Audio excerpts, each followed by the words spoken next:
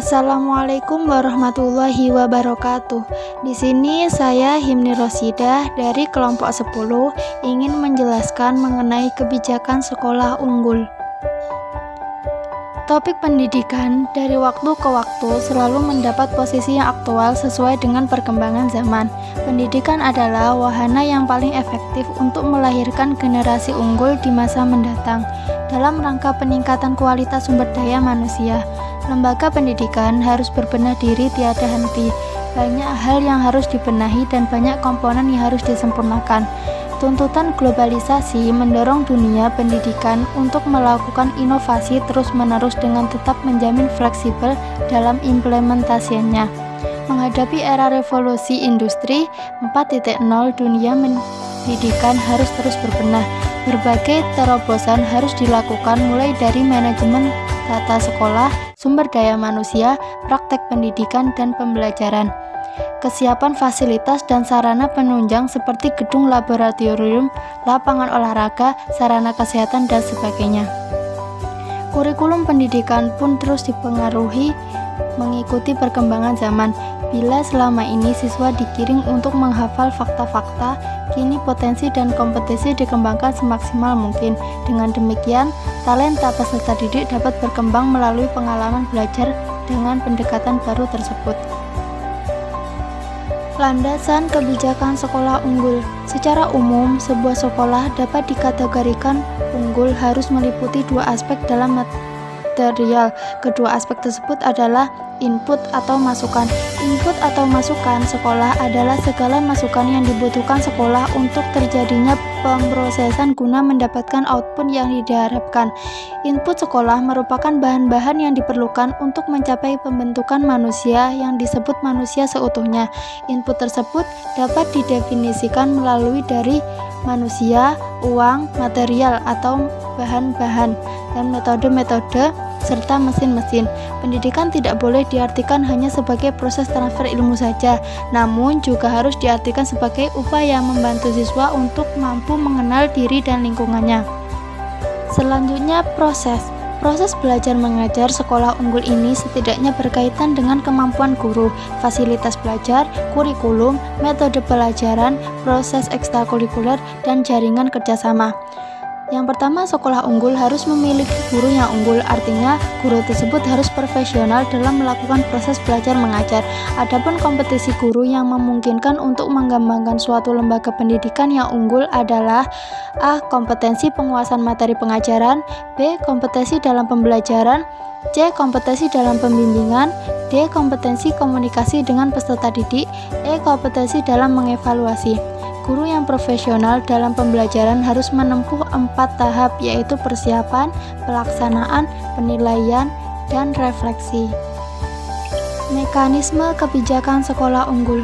Untuk mewujudkan, mendirikan, dan menciptakan sekolah unggul, setidaknya ada 4 langkah sederhana, praktis, dan deskriptif, yaitu dengan metode atau langkah von Min, yaitu pertama, memperbaiki manajemen untuk 3 bulan pertama. 15 jenis manajemen yang meliputi manajemen perencanaan, dan manajemen perencanaan ini dapat dianalisis kebutuhan, komunikasi dan informasi, pengarsipan dan tata buku, pengelolaan sumber daya manusia, lingkungan kerja, monitoring dan evaluasi program. Kedua, manajemen sumber daya manusia. Sementara orang bisa berpikir runut dalam memecahkan masalah, hendaknya kita berani berpikir acak dalam bidang apapun yang sudah terbiasa melakukan suatu mengikuti cara pendahuluannya, sehingga cara yang dipergunakan adalah cara biasa. Selanjutnya, ketiga, manajemen kurikulum. Manajemen kurikulum sebenarnya menekankan pada strategi pengelolaan proses pembelajaran secara efektif dan efisien untuk mencapai hasil pendidikan yang maksimal. Keempat, manajemen kesiswaan. Manajemen kesiswaan adalah pengelolaan kegiatan yang berkaitan dengan peserta didik melalui dari awal sampai akhir, bahkan sebelum masuk hingga akhir dari lembaga pendidikan. Kelima, manajemen keuangan. Setidaknya ada 2 hal yang menyebabkan timbulnya perhatian yang besar pada keuangan, yaitu pertama, keuangan termasuk kunci penentu kelangsungan dan kemajuan lembaga pendidikan. Keenam, manajemen administrasi. Perkembangan dari ilmu administrasi negara, termasuk ilmu administrasi prestasi sekolah didorong oleh kebutuhan terlaksananya penyelenggara pelayanan kepada masyarakat yang lebih cepat dan stimulus. Ketujuh, manajemen sarana dan prasarana. Sarana dan prasarana memegang peran penting untuk menciptakan bangunan sekolah yang indah, asri, nyaman, dan menyenangkan semua pihak. Kedelapan, manajemen hubungan masyarakat. Tugas pokok humas adalah sebagai birut, memberikan informasi dan menyampaikan gagasan kepada masyarakat atau pihak-pihak lain yang menjadi sarana, menjadi perantara pemimpin dalam bersosialisasi dan memberikan informasi kepada masyarakat untuk pihak-pihak lain yang membutuhkan. Membentuk pemimpinan dan persiapan bahan-bahan yang berhubungan dengan permasalahan dan informasi yang akan diberikan kepada masyarakat yang menarik pada saat tertentu. Yang terakhir, membantu pemimpin untuk mengembangkan rencana kegiatan lanjutan yang berkaitan dengan pelayanan terhadap masyarakat sebagai konsekuensi dari komunikasi timbal balik dengan pihak luar untuk menumbuhkan harapan penyempurnaan kegiatan yang telah dilakukan atau yang telah diorganisasikan. Kesembilan, manajemen kerjasama. Kerjasama dengan pihak luar sangat penting bagi suatu lembaga pendidikan untuk memperluas cakrawala pemikiran dan pengembangan potensi dan semua aspek. Yang ke-10, manajemen komunikasi. Komunikasi merupakan proses pertukaran informasi dan ide. Pertukaran informasi di sekolah terjadi antara guru kepada murid, orang tua kepada murid, guru lain, kepala sekolah, pejabat di lingkungan, departemen yang relevan, pejabat-pejabat di luar Depkesdikbud, serta dengan anggota masyarakat lain dan dalam rapat-rapat konferensi. Ke-12, manajemen personalia. Pegawai atau personalia, terutama guru, merupakan ujung tombak dalam pendidikan Islam. Proses pendidikan tidak akan berhasil dengan baik tanpa peran guru secara institusional. Ke-13, manajemen struktur. Manajemen struktur merupakan pengelolaan tugas yang diterima oleh setiap personalia, kepada siapa mereka bertanggung jawab, kepada siapa mereka melaporkan hasil kerjasama, dengan siapa mereka bekerja sama, dengan siapa mereka berinteraksi, terhadap siapa mereka memiliki kewenangan untuk memerintah.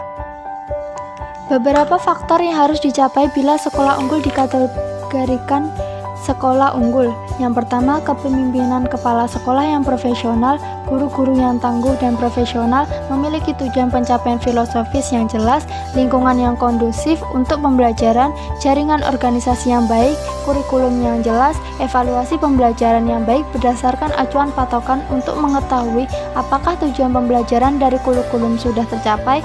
Yang terakhir, partisipasi orang tua murid yang aktif dalam kegiatan pembelajaran. Di sini juga ada tujuan mewujudkan kebijakan sekolah unggul meliputi kualitas, eksistensi, reputasi, kompetisi, percaya diri, inovasi, moralitas, bisnis, dan salah satu tugas penting kepala sekolah adalah supervisi dan mensejahterakan para guru.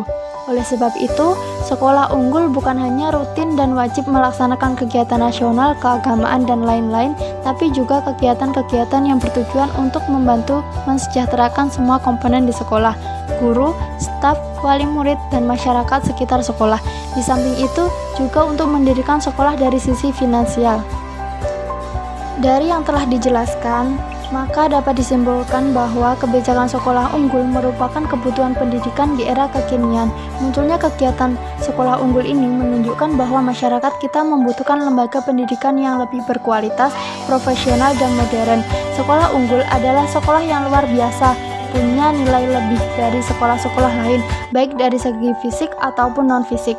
Sekolah unggul dibuat sebagai suatu solusi terhadap kemajuan pendidikan yang ada, terutama dalam pembentukan sumber daya manusia yang unggul. Menjadi suatu kebanggaan tersendiri bagi orang tua apabila anaknya bisa masuk ke sekolah unggulan. Sekolah unggul dalam artian efektif sangat diperlukan, tetapi juga harus betul-betul mampu menciptakan output yang tidak hanya unggul dalam bidang akademis saja, melainkan juga mempertimbangkan aspek psikis, etik, moral, religi, emosi, spirit, kreativitas, dan inteligensi. Demikian itulah tadi penjelasan dari kebijakan sekolah unggul, kurang lebihnya mohon maaf. Wassalamualaikum warahmatullahi wabarakatuh.